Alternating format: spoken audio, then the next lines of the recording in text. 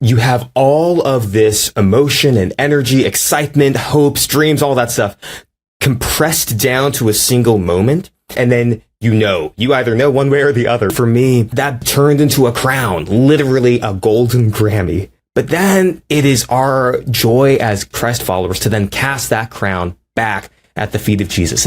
My name is Philip Sheegog. I'm an InterVarsity alumnus and the cellist of the Grammy Award-winning string duo Arkai. Welcome to InterVarsity World Changers.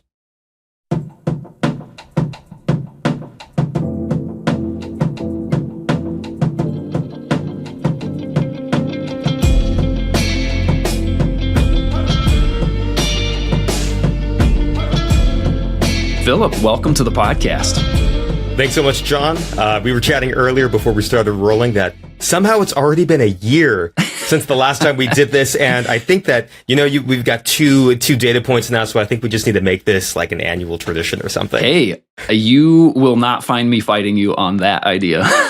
That's amazing. That's great. Now, the question is, since both of our conversations have been on different podcasts, do we need to start a third podcast so that it's like each one is just a unique place that we do this? So, you gotta have. Okay, that'll be this year's game plan: is develop a new podcast, launch the podcast, so that we can premiere our third episode together. Exactly. I love that idea. That sounds fun. Launching podcasts is well, it's not easy, but it's a fun time. You're the expert in the field. I'm going to rely heavily on you for this. Well, all right. Well, we'll talk more about that behind the scenes. For now, I'd rather divert us to your expertise, Philip. And man, 2026 has been quite a year for you. How are you feeling? Just a couple months into the new year here. Well, like you said, it's been off to a rather explosive start, and I take everything pretty much in stride as a chill dude. But I'm already very excited for what the rest of the year will hold based on how it started out. Let's say, yeah. That's awesome. I mean, as our listeners would know from the intro, you are part of a Grammy-winning duo, but what they might have missed is that Grammy win was like this year. This is like just happened. We are fresh on the heels of that. So I'm excited that you had some time in your schedule to come chat with us, not just about the win itself. I do want to hear about that. But even just sort of the longer game here of what's been going on in the world of music and Arkai and the ways that God has been inviting you to partner with him in his work through all of those things. So I'm excited to chat through those things together, Philip. But I'm wondering, in case anybody missed it, could we rewatch via your Instagram account or Arkai's Instagram account? Could we rewatch your win together, and people can watch in with us if they're tuning in on YouTube or Spotify, and maybe you can break down kind of the moment for us? Yeah, for sure. Let's roll it. Okay, sweet. Let me get this pulled up here, and we will do that. All right, can you see that? There it is. Okay, here we go. And I think I had it share audio as well. All right, here we go. And the Grammy goes to Arkai. Yeah!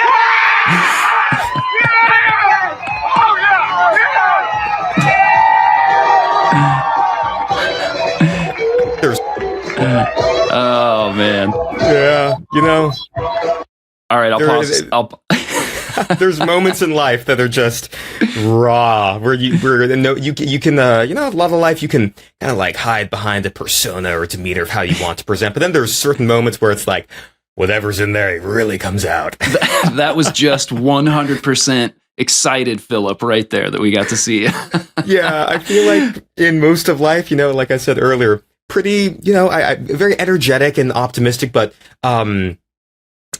there's two occasions where I kind of turn into this, like, I get this like rage monster face. It's when I'm performing on stage, and in moments like that where if you take like a screenshot, it's like, whoa, there's something in there, but it's whatever it is, it comes out time to time. But yeah, it's right. Raw and real. That is well. Thank you for indulging me as we watch that together. I would love to know though like looking back now, it's been a few weeks. I mean, I guess by the time this airs, maybe it will have been a month or so. But as best as you can recall, like as you're sitting there waiting for that final word of who has won, like what's going through your mind in that moment? And then as you go running down the aisle towards the stage, what's happening internally? Yeah, well, it's a really unique and kind of bizarre feeling that the only other time I felt something like that was when we found out that we were nominated. And the reason why it's so unique is because you have all of this emotion and energy, excitement, hopes, dreams, all that stuff compressed down to a single moment. And unlike even something like a high pressure performance or these other big moments, oftentimes, that there's a little bit of that emotion and energy kind of has some time to be released. But with this, it's literally like a gunshot. Like everything is up to that moment, and then you either know one way or the other. And so, and the other thing about that moment that people might not know is that the ceremony that we were at is a ceremony that's separate from the televised one. So all the Song of the Year, Best New Artist, that's on the televised Grammys that are that evening.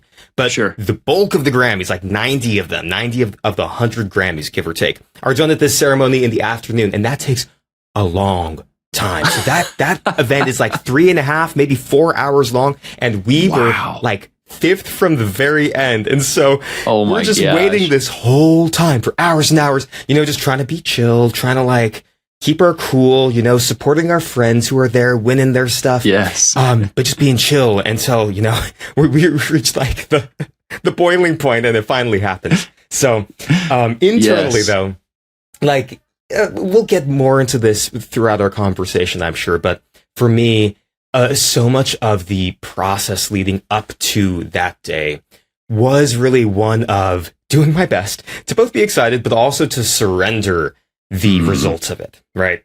As a duo, as a team with my duo partner, Jonathan, our approach and kind of I would even say, our mindset as a duo was that the best thing that we could do was to walk into the room knowing that we had given the best we could, right? That we had done everything. We had put in all the work that we could, so we would walk in with no regrets, no matter what happens. Yeah. I think that I had the additional framework and context of, yes, I've done the very best work that I could, but also I am surrendering this to God. And I trust that no matter what happens, He's the one who's leading this journey. He's the one who's been making my path straight. And so I think there was kind of a 1-2 punch there going on inside my heart and my mind. But then, of course, it's an amazing thing that happens, and that the cannon goes off and all the emotions come out, and I turn into my little rage monster for a bit. And then it's a completely surreal, kind of out of body experience of whoa, I'm running down the aisle. Oh my gosh, I'm walking up on the stage. Oh, now I can see with this whole theater filled with thousands of people of the who's who of the music community are all here. I'm shaking Darren Chris's hand. And then, thank God that a friend of ours the night before had advised us to print out our acceptance speech. He's like, don't even handwrite it. You don't want it on a crumpled piece of paper that's all flappy and flopping around on camera. Print it out. And so I did that literally that morning, and that's awesome. And then we're there doing the speech, and totally a surreal moment for sure. Yeah. So amazing. I have to know, did you, as you're jogging down the aisle, I noticed that there's a high five that gets exchanged. Was that with somebody that you knew, or was that just hey, this is a random musician dude that's just super excited? Okay. Totally random. I have no idea who that person is, but I appreciated the enthusiasm. Yes, absolutely. It's nice when other people are celebrating right along with you, even if they weren't the ones that won. That's super cool. I love that, and I love that idea of just the surrender of it all, of being satisfied with the part that was yours to do. As you all are, the work that's gone in the years leading up to it, in particular, as you're developing Brightside, and I'm sure just so much of the thought and thoughtfulness that went into preparing that and performing it, and then to be able to say okay, in this moment, I have done what there is for me to do. And now I wait in surrender for whatever the Lord's going to do next, because it's out of my hands at this point. Yeah, absolutely. In a lot of ways, it both this moment, but also so many moments in the past have just rung true this verse that I picked. Like, I think when I was 17, because my Christian homeschool group wanted all of the graduating seniors to have a life verse. Okay. Because, of course, when you're 17 years old, you know what your life verse is going to be. Exactly. But I picked, perhaps, with some a divine wink and some foreknowledge. It's Proverbs 21:31, which says, "The horse is prepared for the day of battle, but the victory belongs to the Lord." Wow. And in so many ways, it kind of feels like all these moments where it's like, yeah, we're called to work heartily as unto the Lord, right? Use our talents, right? All of those things. But then the Christian perspective is that you do all that work, you prep the horse, get it ready. But then ultimately the victory, right? The outcome, which may look the way we hope it does, or it might be in a different way that we don't have the vision to see how it'll work out, but we trust that to the Lord. Yes. Yes. As you've been experiencing these things, Philip, over the last the weeks that have happened since the win, I would love to know, like, what things have changed, what things are different, what things have stayed the same, and like what things are still a mystery in the midst of all of this. Absolutely.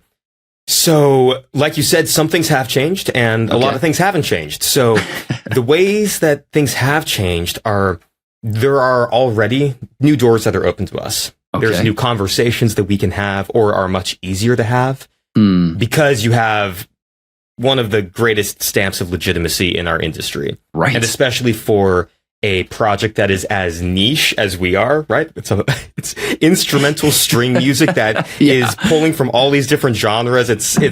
We're a unique nut. For sure. Yeah. It was like you and Bella Fleck that were up for this. Like, yeah, exactly. Legend, goat of the banjo. So, from a business perspective and like growing our business, because that's what it is for us. It's our entire livelihoods. It's a unique challenge, and that those challenges, right, oftentimes are also the things that help you. Right, it cuts both ways, but this definitely helps open doors for us. And so when I said that I'm very excited for what 2026 brings, it's because I'm really hopeful to see how the momentum and the kind of booster shot that this is, how that can turn into building the long-term sustainability, viability of Arkai, not just as an artistic project, but as a business that supports us and, the lives that we're trying to build. So that's a way in which things have changed.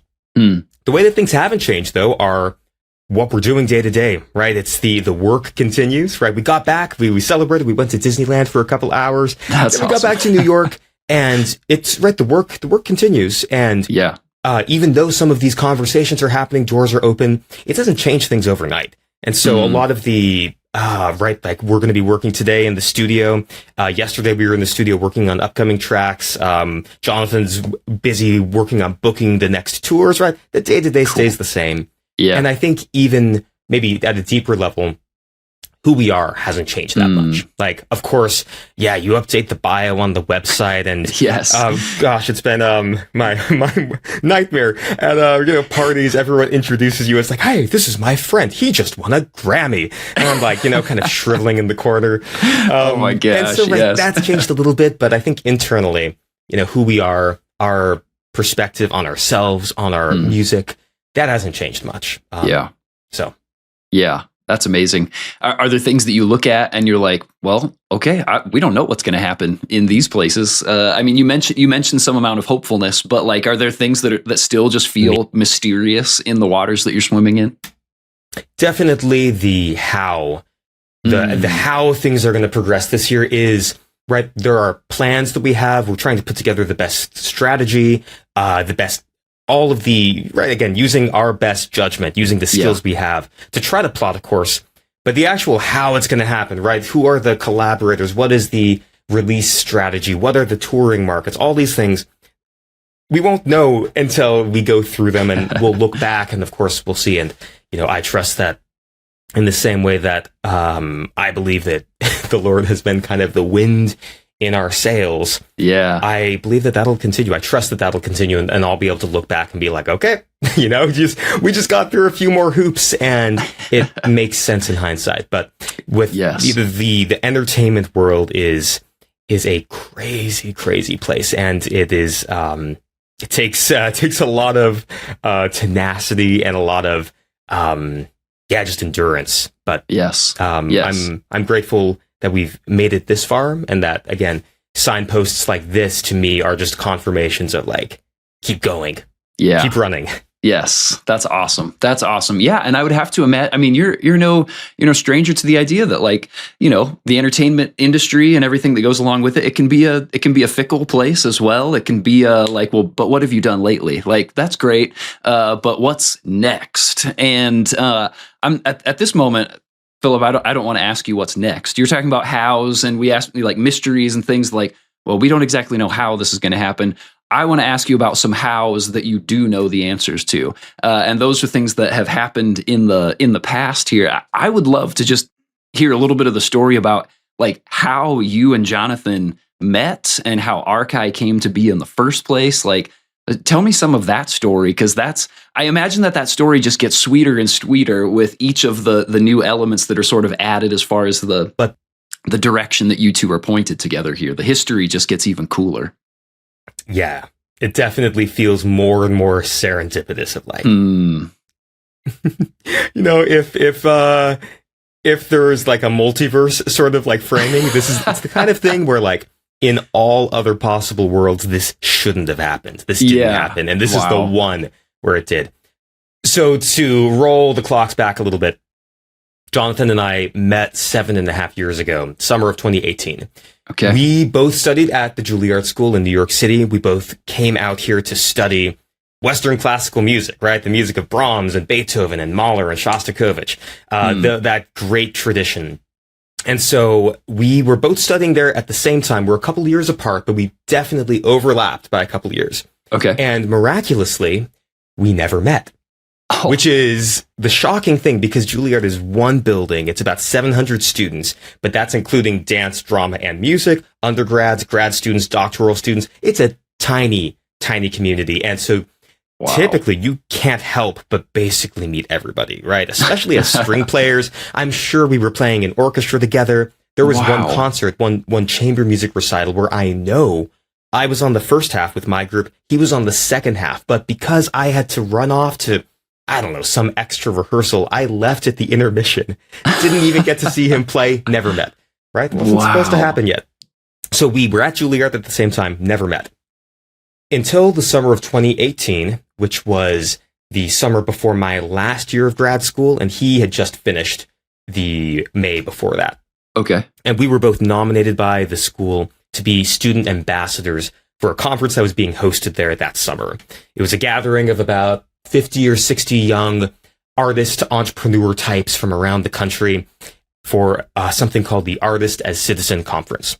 And so there we were repping Juilliard, meeting all these other young people. Again, we met for the first time there, one of those icebreaker sorts of things. Yes. But we were just like, oh, you're the other Juilliard guy. And so a couple days later into the conference, after classes, everyone got together and wanted to have like a party together. And so we literally all gathered in the Juilliard dorm lounge. Okay. And so, everyone was there. Jonathan and I happened to have our instruments with us. And so we got them out and we just started to play. The technical word for what we did is we jammed. Yes, a good old jam. And a good old jam. And the kind of serendipitous thing is that no one at Juilliard jams. Or I should say, really? no one in the classical division, because there's jazz. No classical people know how to jam. Improvisation is a lost art form, and it is something that if you asked your average classically trained musician to just play something, make something up on the spot, they'd kind of give you the deer in the headlights look.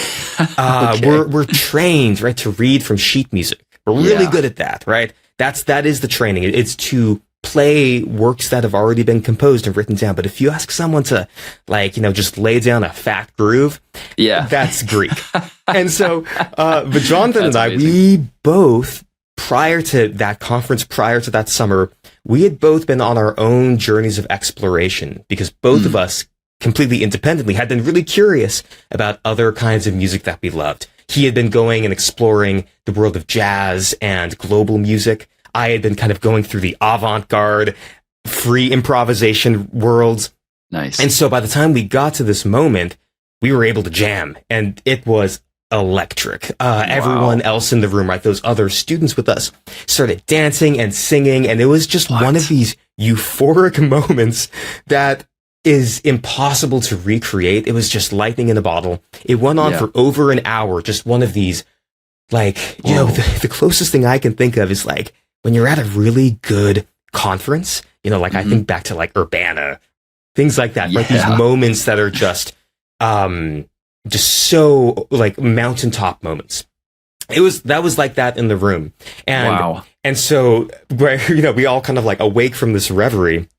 And Jonathan and I are like, oh, that was really cool. Like, I didn't know there was someone else at Juilliard who could do that. But then, right, that was our first meeting. It wasn't a verbal conversation. It was a musical conversation. Wow. And to find someone else who was such a kindred spirit, who obviously had both the curiosity, but also the initiative to go and explore, right? To go beyond the lines, outside of what the tradition had. It was an eye-opening moment.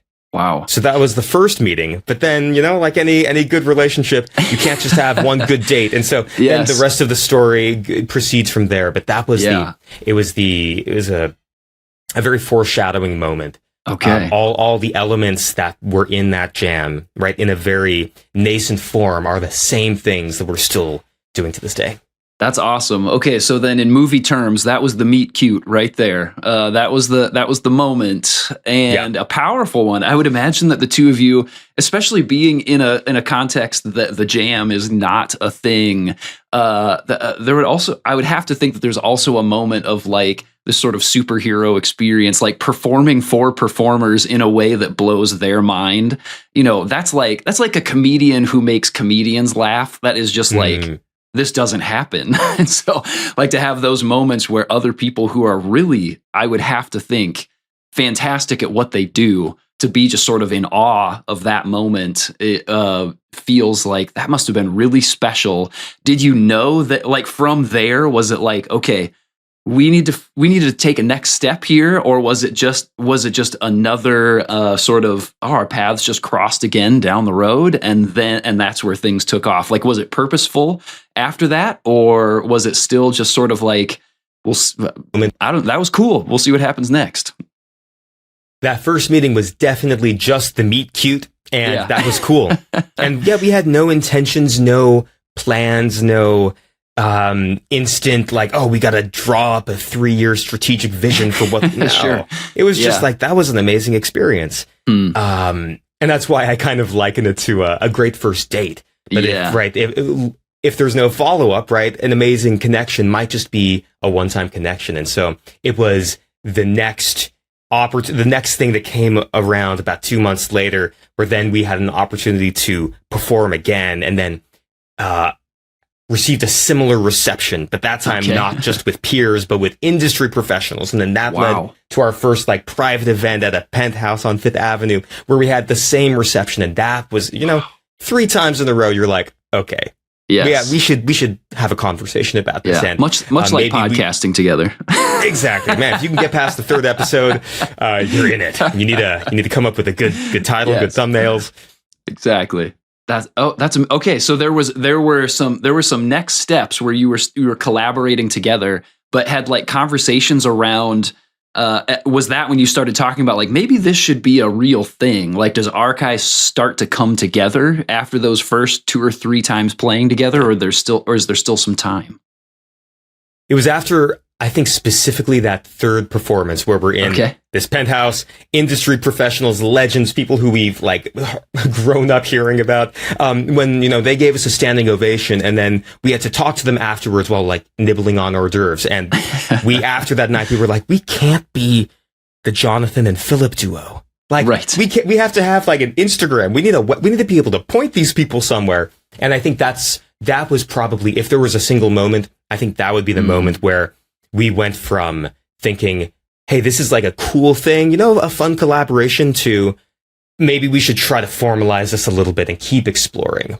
Yeah. But of course, right, like, again, like with so many relationships, be they romantic or professional, you go from kind of level to level of kind of deepening the relationship, of vulnerability, of sacrifice in that. And so it really was step by step for us as well, right? One project, one performance, one opportunity. And then right as you get deeper into that, then starting to say no to things, right? Like, oh, I'm going to turn that down to make space for this, or I'm going to leave this because I believe that this thing that's starting to bubble up might be worth something. Yeah. And again, it took years to really discover like what that thing could be.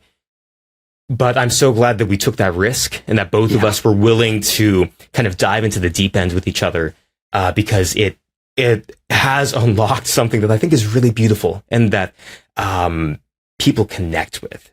That's really the thing that I think spurred us to take it seriously, as we saw both at that first jam with other young people, then at the conference in September where we kind of wrote our very first piece and had industry professionals and dignitaries, right? And they all responded. And then that penthouse apartment, again, with this distinguished industry professionals, right? And they responded. When we realized that this connection that we had was somehow creating something that spoke really powerfully to people. Yeah. And for us, kind of felt easy, per se, right? It felt natural. It felt like slipping into a well-worn glove. Yeah. I think when we were noticing that people were responding that consistently, that's when we were like, we have to see what we could do with this. Yeah. Wow. Philip, so this is one half of the story of the history that I want to hear. The other is something that, at least in portions of this, is running right alongside of it, and that's your time with InterVarsity. Now, I know that there was not a lot of overlap between your time with InterVarsity and your time, like, sort of discovering this musical experience with Jonathan and asking these questions about, like, where are we going? But even so, I would love to know your time with InterVarsity through Juilliard Christian Fellowship. Like, what was going on there? Like, tell me that story, how you met, how it was impacting you during that season of life. Like, what was going on? Because I feel like that is an important part of the trajectory, and maybe even the way that you interpret and lean in or lean back from some of these elements that you're experiencing with Arkai now. Totally. In some ways, I think of it like if my professional life is the paint or the brushstrokes of an art piece, that this part of my life, right, my spiritual foundation, is actually the canvas on which that's painted, right? It's the texture through which you get to see the artwork. Right. If the canvas is a different texture or is, inconsistent or something, right, that's going to affect what comes through, even if it's not immediately visible. Yeah. And so like you were saying, by the time I met Jonathan and started Arkai, that's as I was on the tail end of my time at Juilliard. Yeah. But for 6 years, Juilliard Christian Fellowship, the InterVarsity chapter there, was one of the most important pillars of those 6 years. I was deeply involved with them from my very first semester as a freshman. But it's kind of funny. I was thinking back to how I even got started or discovered them. For context, I grew up in a Christian household in Southern California, and so I had a robust faith background already. But still, when you make that leap from living at home in the community that you've grown up in, and then fly to the other side of the country, new community, new everything, right? That still is a transition. Yeah. And can be, right, a bit of a derailment moment. It very easily can be. But I think it was during orientation, right? During that first week, during what I would later, as a JCF leader, come to know was called NSO, New Student Outreach. I got recruited through an NSO event where, two people, I think I remember the two girls who were there. Oh, what a memory. But they knocked on my tiny little Juilliard dorm room door and they said, hey, we're with this group called Juilliard Christian Fellowship, and we have some like free banana pudding in the lounge. If you want to come down and like check it out and just eat some free food, because the way to any college student's heart is free food. Still Absolutely, is. but I think this is the first time I've heard about banana pudding being specifically that food item. Oh, John, it's because you need to come to New York City and experience Magnolia Bakery's banana pudding. It is the so stuff. this is a thing. This is like It's a a local thing. Oh, the nectar of heaven. Oh, it's so my good. Goodness. So yeah, I got found through an NSO event. I probably would have eventually discovered that because they were the only Christian club on campus. But still, to be the fact that intentional programming, right? That very intentional scattering of nets during that pivotal first few days of orientation. I think that's really significant that their team and their the InterVarsity staff member, they were casting the vision to do these events. So I got found all the way from my freshman year. And then as it would happen, almost all the leadership that freshman year that I was part of the fellowship, they all graduated that year. And so the next year it was kind of the, what's going to happen? And so the leadership mantle kind of ended up falling to myself and 3 other guys who became and still are some of my dearest friends in the world. Wow. And I got to credit our InterVarsity staff member at the time, Tim Craig, who I think is now a regional director.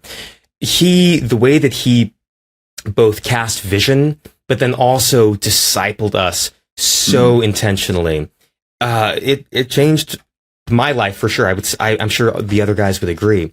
But that's I think that call into leadership that second year, it changed the course of my 6 years, because when you go from being a receiver of something, right? I'm going to show up to these programs, right? I'm part of this community, to then taking ownership of a community, right? Yeah. Like, I want to reach my friends. I am responsible for putting on these programs. It's a mindset shift. And so then I ended up helping lead that chapter through the next 5 years, all the way through the end of my grad school.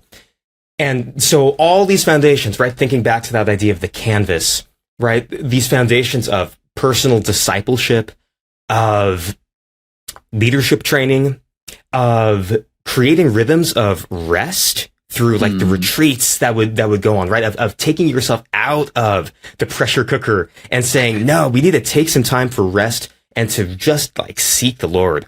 And then kind of tying that into the importance of that personal and communal relationship with God, right? Both, how are you in your quiet time, in your feasting on the word? How are you pursuing that? And then also as a community, how are we growing in this together? Yeah. Those were all elements it was just the ocean in which I was swimming for 5 years. And so it was setting, right, again, setting the texture of that canvas so that when I left school, that was the foundation of my adult faith practice. Yeah. So then can you speak just a little bit to, my assumption is that these experiences probably prepared you in a way that is unique to maybe many of your peers in the industry who didn't have this kind of background or these experiences. Can you speak a little bit to, this is how that time and how the Lord through JCF was preparing me for life in the industry? Like, what are some of the unique things that brings to you for this road that you've been walking on for the last 8 years or so? Yeah. Well, one of the unique things about JCF is that it was a InterVarsity ministry to Juilliard Conservatory students, who are a very strange breed of students. It's because Juilliard itself is such an intense environment. And so learning how to cultivate a faith community in that environment, right? It's like rocky soil, to use the parable analogy. Because it's like so much of New York itself,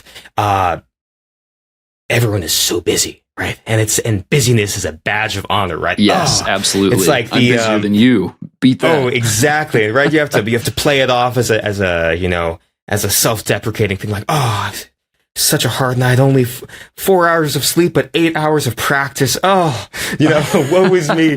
And so, right, a little bit joking, but that's the environment, right? And It's because you're in an environment of excellence, right? Everyone is trying to become the very best artist that they can. And so naturally, and very high achievers.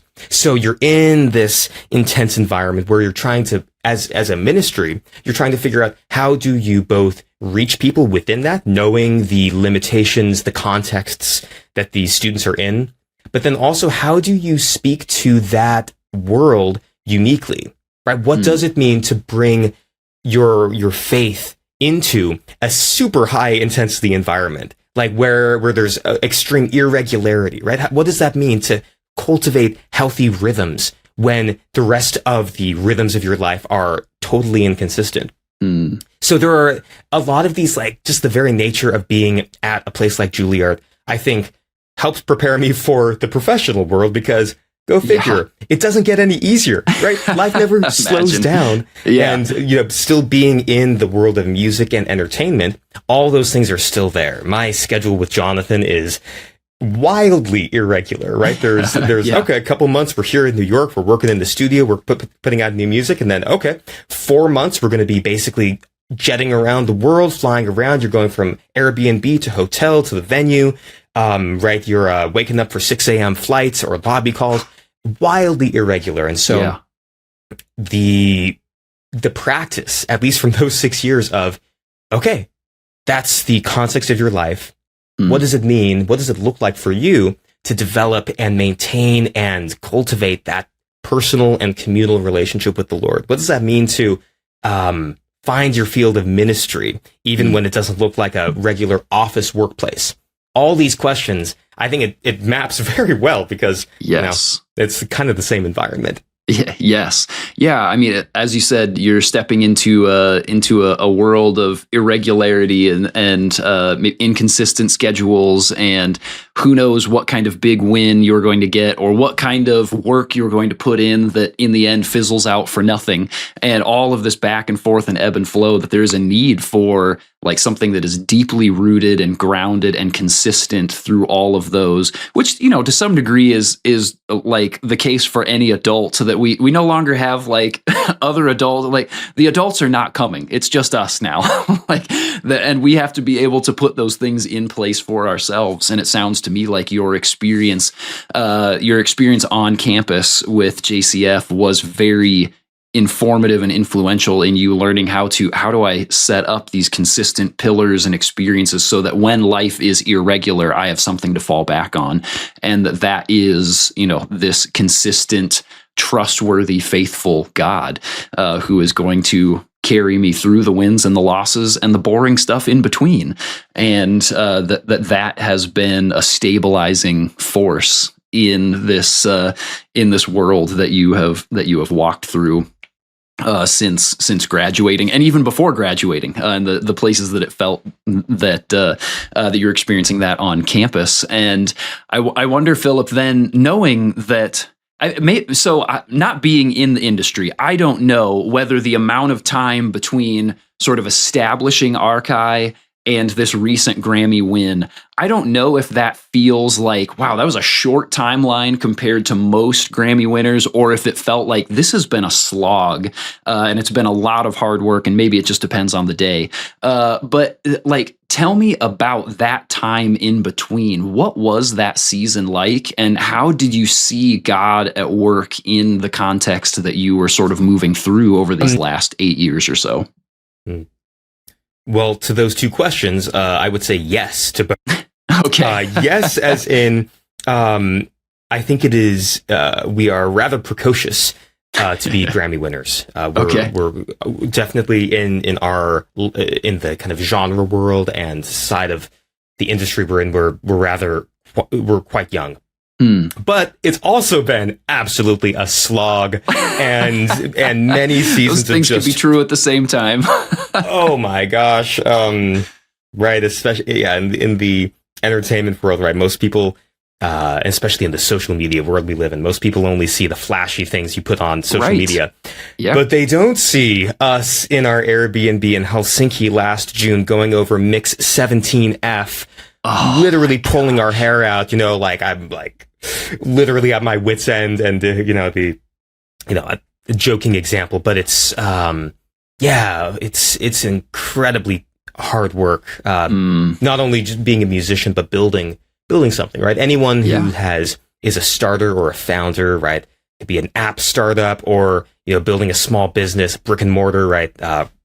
Artist.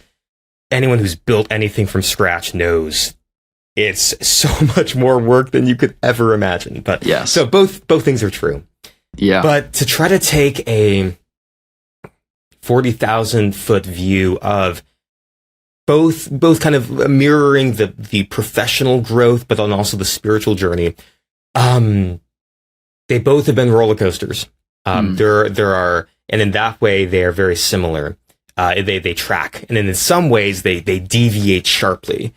I think maybe more interesting is speaking to I'll speak to the faith journey first. 8 years feels like quite a time, but I Yes. distinctly remember seasons of faith, right? Seasons where it's just I'm rock solid. I feel really plugged in. I feel like I'm, hearing the Lord, feeling just very vibrant in my faith. But then, right, there was a season of deep sin and shame, right? Deep brokenness, the lowest I've ever been, the furthest I've ever been from the Lord. And then a season of immense grace and mercy where the Lord literally extracted me from a situation that I was powerless to get myself out of. Very much a prodigal son sort of moment. And it was a season of rehabilitation, where it was wow, so much has been shattered. So many foundations of my faith, so many foundations of my identity have been shattered in this season. And now I'm just kind of left looking at these pieces.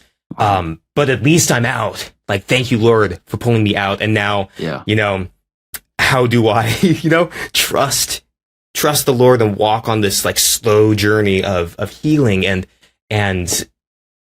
growth, from that experience. And then I would say the season I'm in now has been one of grace-filled surrender. I think that's the words that came to mind. And I think this is even the season that the last time we spoke last year, we were talking about this, right? Yes. The image of open hands. Yes. I still feel like that's the season that I'm in right now. And so right there, it's been a roller coaster in terms of all of those things. I actually, last year, the chapter at the InterVarsity chapter at Juilliard invited me to come back and speak with their current students from the perspective I have. And in prepping for that, I brought these two pictures with me that I chuckled at myself when I made these, but I think that they might be fun to share in this context as well. Yeah, please do. So oftentimes we hear the verse Proverbs 3:5, right? Trust in the Lord with all your heart and lean not on your own understanding. In all your ways acknowledge him and he will make your paths straight. And maybe some people, myself included, when I grew up hearing this verse, this is kind of the image that came to mind, right? A straight path, right? That means that God's going to make everything kind of just work out and it's going to be sunshine and rainbows, right? It's almost maybe akin to a prosperity gospel sort of reading of that, right? That if you give God the stuff he wants, then he'll give you the stuff you want. Very transactional. And I feel like the last couple years of my life, especially that roller coaster that I just described, I came to think of Proverbs 3:5 more like this image. Oh, wow. If you all aren't watching on YouTube or Spotify, you should flip over so you can actually see the images that Philip is showing me here. This is great. Yeah, so that first image is literally a straight path leading into a sunrise, surrounded by flowers and a beautiful green prairie. And then the second image is a similarly straight path, but shrouded in fog, covered, surrounded by dark, scary forests, and leading into an unknown destination. And I feel like this is, again, it's kind of a loose example, a loose analogy, but I feel like this has kind of felt more true where it's the Lord is opening doors, the Lord's making your path straight, but you can't see where you're going to. Maybe you'll know in hindsight.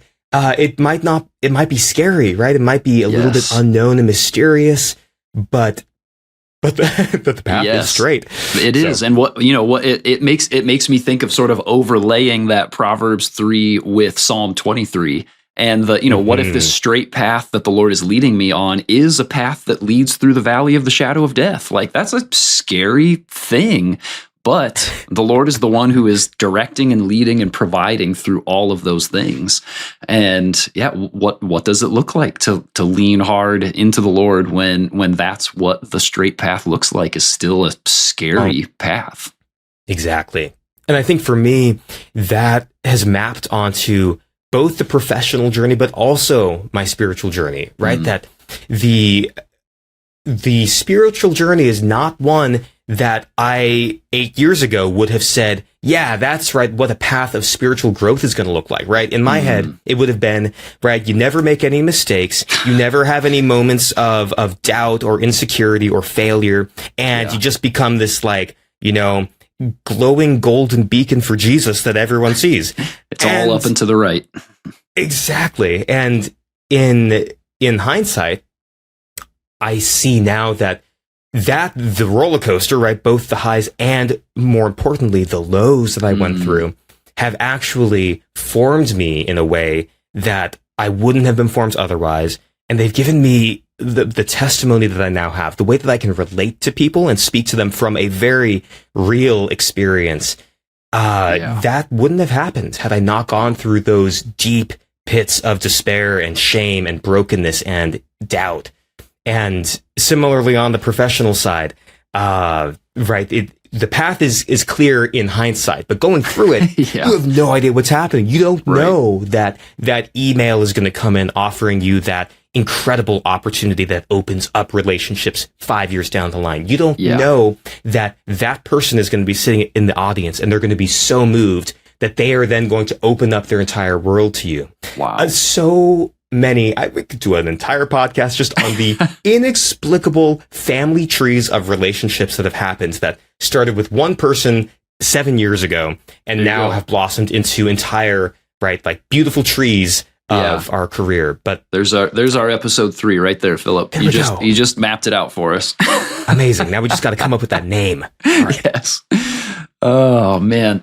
The some of those things that it's easy once you can, it's doing a maze in reverse. Like, well, okay, now I know where this ends, so it's easy to see the like blocked off sections and where the openings are, and I can trace it right back to the beginning. No problem. Why was that ever hard? But when you're doing the maze forward, as our lives are, until we take a moment to look back.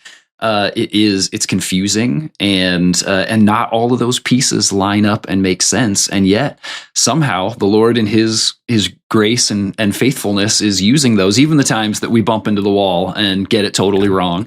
He's using those to accomplish his purposes and to do good for us and for those around us. And that is what a grace for us that is our reality. Philip, do you have time? You and I are at time here as we're talking. Do you have time for one last question, or absolutely? Do you need to okay, cool. No, I'm good. I do not want to. I do not want to overspend the ask that I made here. Then, oh man, I am seeing now here that I have. How much time do you have? We can do a couple questions. Yeah. Okay. I would really love to ask these last 2 questions here. So then, taking us back to where we started, the Grammy win. What does winning a Grammy mean to you in light of following Jesus? Like, how does that influence the way that you interpret the win and what comes next out of it? Like, all of the story that you've been telling us, this journey that you've been on. So then how does that influence the way that you see that win and what comes next? Yeah, absolutely.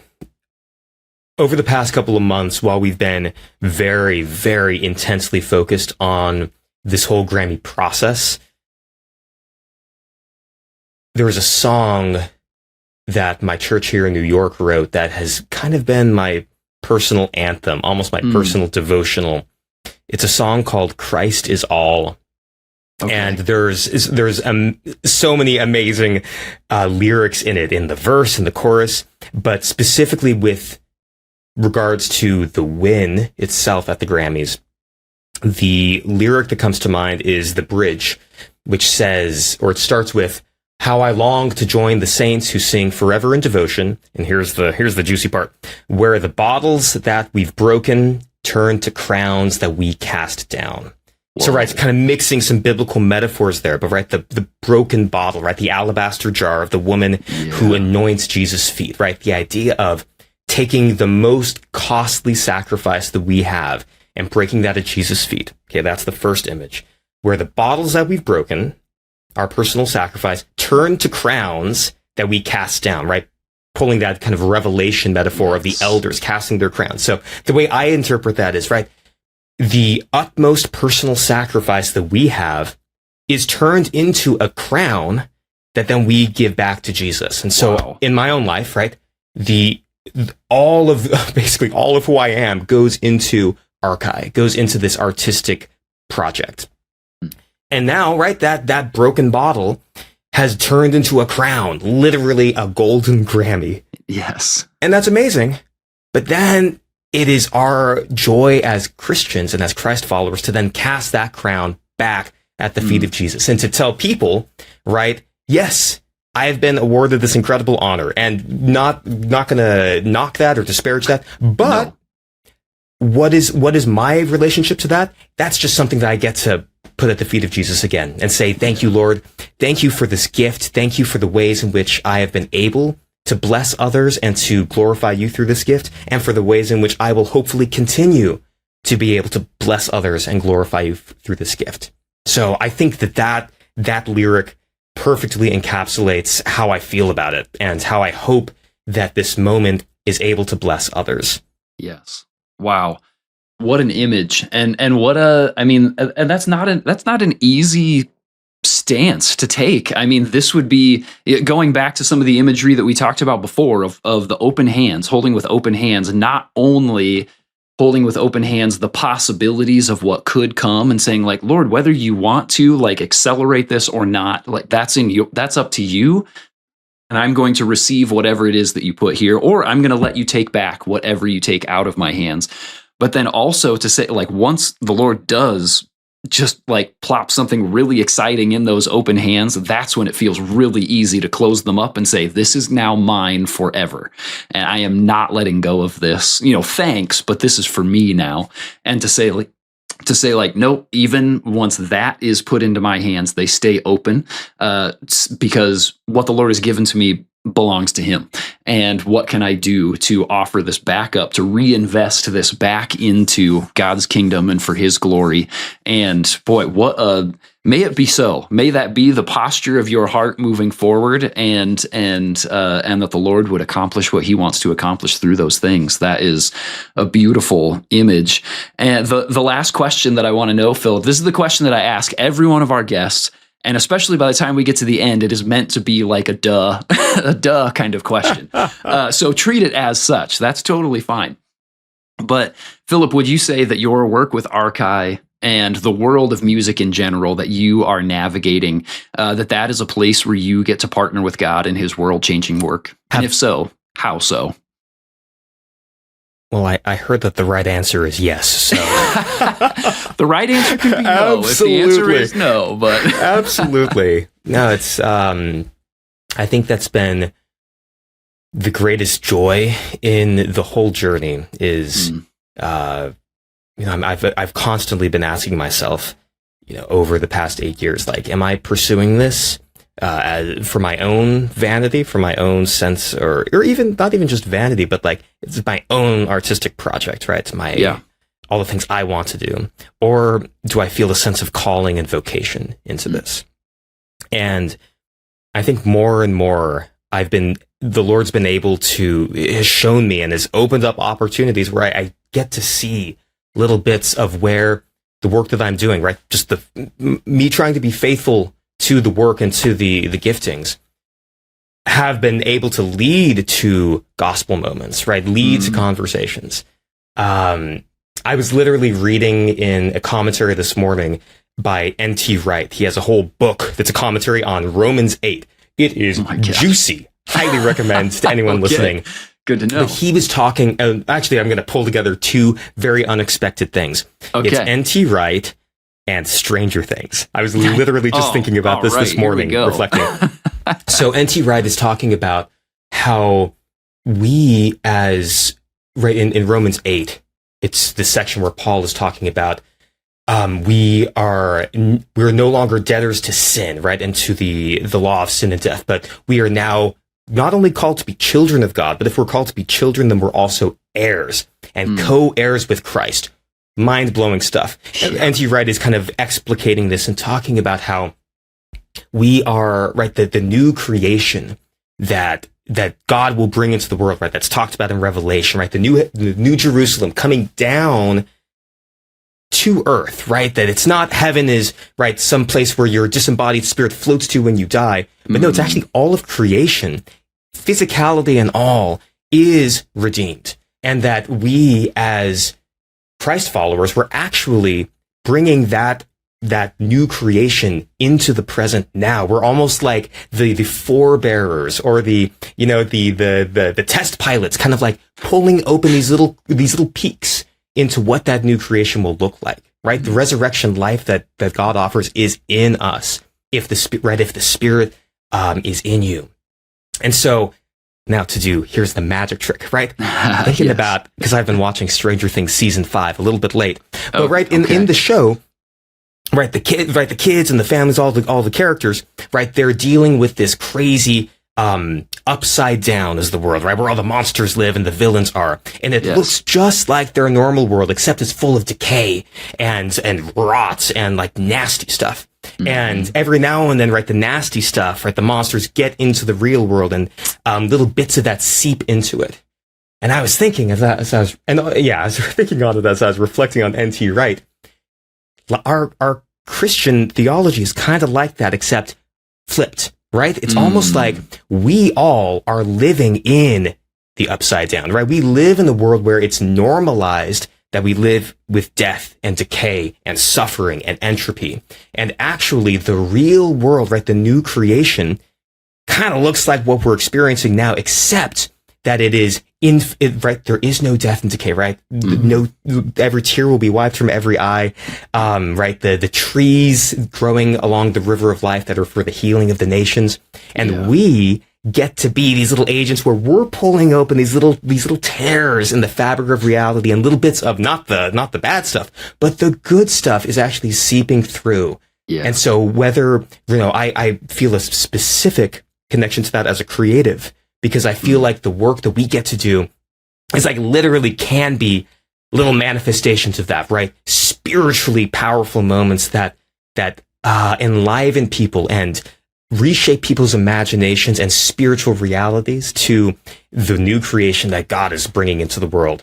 But then, not only as a creative, but I think all of us, right, as Christ followers, we all have the calling and the vocation to do that, right? To be pulling open these little tears in the fabric of reality to point people to the real, more beautiful, more glorious world that God imagines and will bring to pass.